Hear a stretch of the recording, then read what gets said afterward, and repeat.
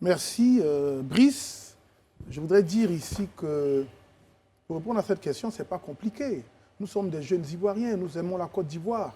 Et on a vu combien de fois la paix a permis à Félix Houphouët-Boigny de prendre une avance sur les pays de la sous-région. La Côte d'Ivoire a les mêmes ressources naturelles que bien de pays dans notre environnement, en Afrique de l'Ouest. Mais comment avons-nous fait pour être la locomotive? C'est bien à partir de la stabilité, certes politique, mais sur fond de paix, que le président Félix Houphouët-Boigny a réussi à doter la Côte d'Ivoire d'infrastructures de base au bien-être. Et aujourd'hui, le président Alassane Ouattara est sur cette voie. Il essaie de multiplier les actions en faveur de la paix. Et comme indiqué tout à l'heure dans nos propos liminaires, la Côte d'Ivoire a vécu en 2021 bien d'actions en faveur de l'ouverture, du rapprochement avec l'opposition. Le retour du président Laurent Gbagbo.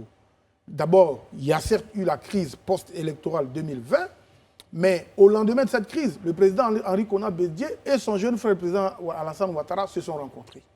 Ça a généré des dividendes concrètes. La libération du président Afin Guessan, le retour du président Mabri, qui était en exil, le retour du président Laurent Gbagbo, facilité bien sûr, même s'il était dans ses droits de venir dans son pays, mais c'est un ancien président qui ne peut pas rentrer comme ça. Il est rentré et avec son frère, le président Alassane Ouattara, ils se sont retrouvés. Et ils ont parlé de cette Côte d'Ivoire. Ça se voit que c'est deux hommes qui aiment la Côte d'Ivoire.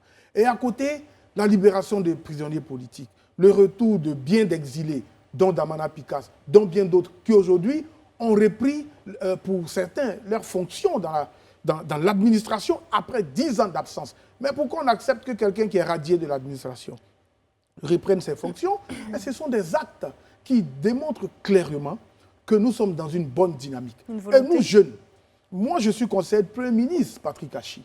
Le Premier ministre Patrick Achi est un homme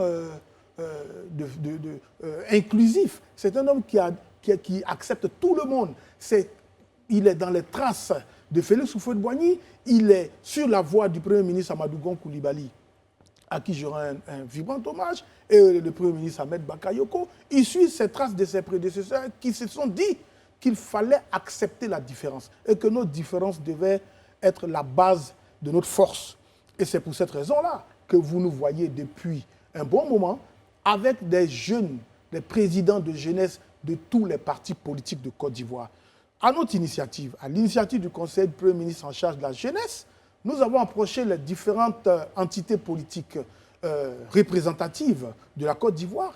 Et aujourd'hui, nous surprenons plus d'un que de voir que moi, RHDP, dont les veines sont remplies d'Alassane Ouattara, et avec lui, le président des jeunes du PDCI, le président des jeunes du FPI d'Afin Guessan, le président des jeunes de l'UDPCI de Mabri Touakeuse, le président des jeunes du COGEP de Charles Blé Goudé, qui est avec nous ici, dans cette salle, et qui est venu nous accompagner à cette émission, et le porte-parole de la jeunesse du PPACI, qui est Zagol. Mais c'est incroyable, c'est plus de 20 ans sans avoir vu ce genre d'image. Comment ceux-là ont pu se rapprocher d'une jeunesse RHDP? Comment vous avez pu, justement? Voilà. C'est ma question. Zagol. Ok. Bon, Élisée, permettez-moi. Non, Élisée, allez-y, posez votre question. Non, je voudrais dire simplement que la paix a un ennemi, un seul, c'est la passion. La passion. Oui. D'accord. Et la politique rime très souvent avec la passion. Et donc, pour qu'on obtienne la paix, il faut dépassionner le débat politique. Dans l'action, dans les faits, dans les propos, il faut dépassionner le débat.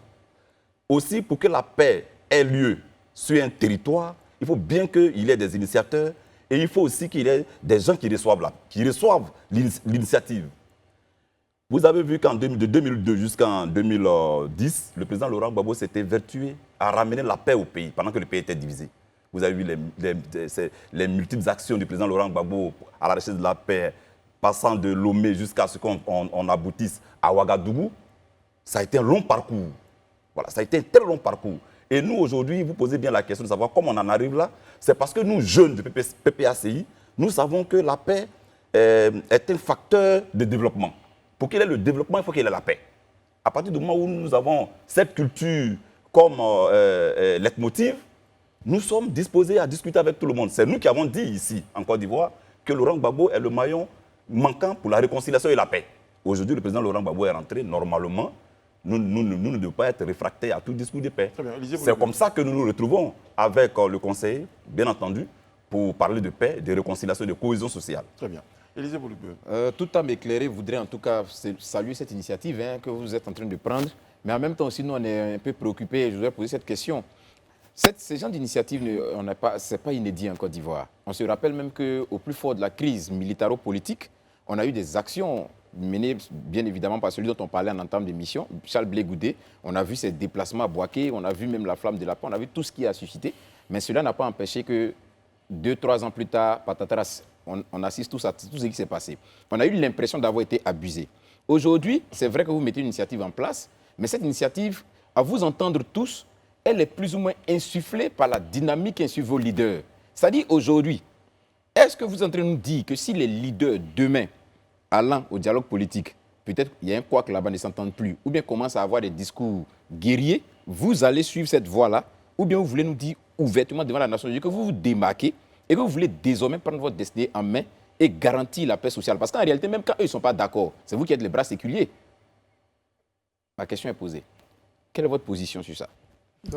Très bien. La jeunesse ivoirienne, je pense qu'elle est responsable. Après tout ce qui s'est passé, elle a pris conscience des enjeux. Aujourd'hui, la jeunesse a pris conscience qu'il faut qu'on parte à un développement. Vous comprenez avec moi que la Côte d'Ivoire accusait un grand retard de 2012 jusqu'en 2011 et que la Côte d'Ivoire n'a plus envie de revivre ce cauchemar. Donc les Ivoiriens se sont retrouvés.